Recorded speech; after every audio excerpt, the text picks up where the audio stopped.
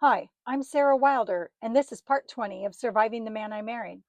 In part 19, you heard an incredible reading with Aspen from August 2021. In this episode, I'm going to cover the second half of 2021. First up is our unanniversary. Our 38th anniversary was the week following my session with Aspen, and there was zero recognition from either of us. Instead, I had the Hyundai service, and I took Rosie to her first visit with our family veterinarian. I love you, Dr. Anderson. A dog will make the best substitute for a person, and never more so than in Rosie's case. So, also, after August, I noticed that Jim had stopped his panicked pop ins to the house, something he began doing in June and July. Around the same time, I began having trouble with my GI tract. I spoke on this in part 18. Fast forward several more seasons to when I'm transcribing my sessions with Peter in 2023, when I come to believe that, in fact, Peter touched very subtly on that topic, Jim's criminal activities in his double life. And he did this more than once in our 2022 sessions that took place right after I left Jim. And also in reviewing my notes from sessions with other practitioners, I found out that much of the harsher information that Peter had revealed to me was buffered quite a bit when compared to the other's more vivid depictions of the very same events. Those readings do come in later episodes. Okay, so I was preparing to leave the liar. Small efforts were made towards obtaining my freedom.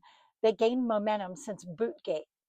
The month after seeing Aspen, I sold my car. It had close to 80,000 miles, and I didn't want to contend with expensive repairs once I was living out on my own. Jim was so surprised by this because I had never discussed selling my car with him. But you know what? That was par for the course because when I bought it, we were in the middle of our first divorce, and I didn't discuss it then either. It was fine. In fact, I bought and sold cars and I bought and sold houses without his permission. I had the freedom to do that kind of thing. Um, he worked nearby, very close. So he got home by 3:30 every day. He had weekends off. So it wasn't a problem for me not to have my own car. And I also withheld something else from Jim, that I had ordered a Subaru. This would be my fifth one. Merry Christmas to me. I checked off a order slip like a deli sandwich. It was a pandemic, so all of the car lots were empty, and Subaru had this special offer going that if you were willing to wait 3 or 4 months for your car, there was a huge discount. So I got everything I wanted on my little Crosstrek. I waited about 3 months and picked it up before Easter, and I named her Pickle. So I had something called an unbucket list. Um, During Breast Health Month, I went for my annual mammogram right after my 60th birthday, and they found a lump. And across the next few weeks, I underwent diagnostics. But because the biopsy did turn out to be benign, I put the surgery the doctor wanted to do on my unbucket list. It was along with a few other things I had to postpone doing because I was just unable to allow Jim to care for me in any capacity at that point. The actual name of this list rhymes with bucket, but TikTok censorship. Also on that list was a dental restoration because in September I suffered an abscess and a major tooth extraction. As it stood, I had ever fewer teeth, two dogs with a lot of needs, a busted foot, and no car. So, despite the unpleasant trajectory my life had taken, occasionally I cheered myself up at Jim's expense by threatening some horrific fate on his ugly yellow boots, depending on what I was feeling. And I mean, he would laugh when I would do it, and I was funny. Sometimes I'm pretty funny, but actually I meant it. It was passive aggressive humor. I proposed everything from stashing fresh puppy poop in the toes to filling them up with red glitter. There are two things Jim loved, and they were nice clothes and really nice shoes. Two things he despised were dog crap and glitter. If anyone was going to step in dog crap, it seemed to always be him. And man, it was karmic. I knew it. Um, so I made disparaging remarks about those counterfeit cowboy boots until the last scrap of my belongings was removed from that townhome. The next is Trick or Treasure. Halloween is my favorite holiday. And as usual, I had great treats and plenty of them to hand out. I have a little tradition too. Every year, I pick a time to end the night, and the person who shows up to ring my doorbell nearest that witching hour gets to take whatever's left in the bowl. And I love seeing the happy face of this recipient who gets this candy bowl just dumped into their bag. I'm a candy pusher, it's true. Just ask any of my grandkids. All right, so now the holidays of 2021.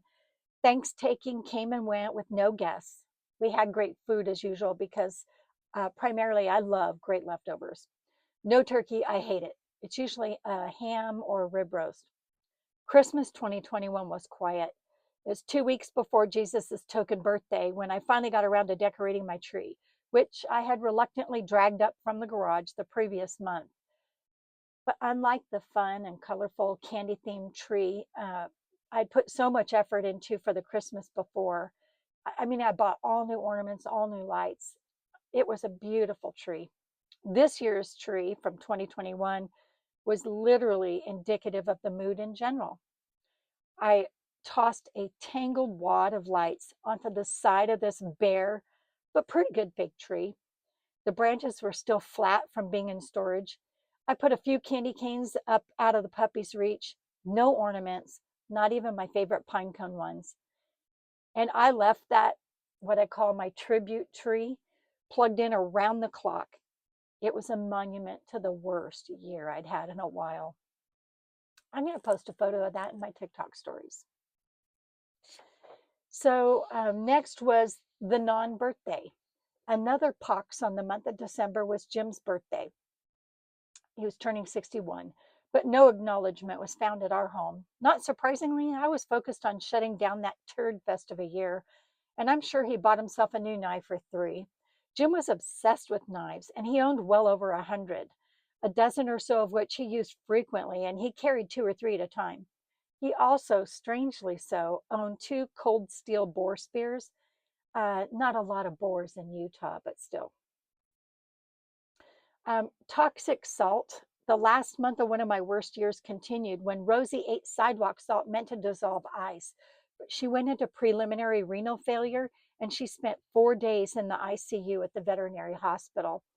It was pet safe salt, but I don't know, for some reason she just fell horribly ill and she almost died. When I went to pick her up and pay the bill, I was thinking about $2,500. The amount seemed too low, as in less than half of what I was expecting.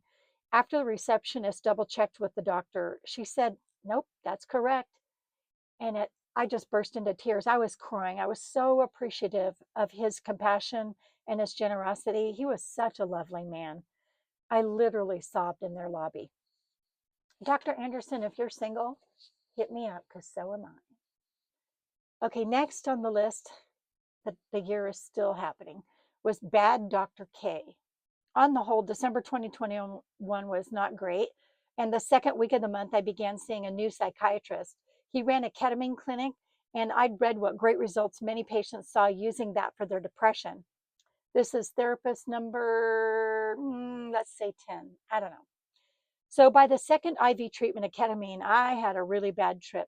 When things started to feel hairy, Dr. K initially responded to my messaging on the encrypted after hours app. He responded right away, but he was unwilling to really offer any help.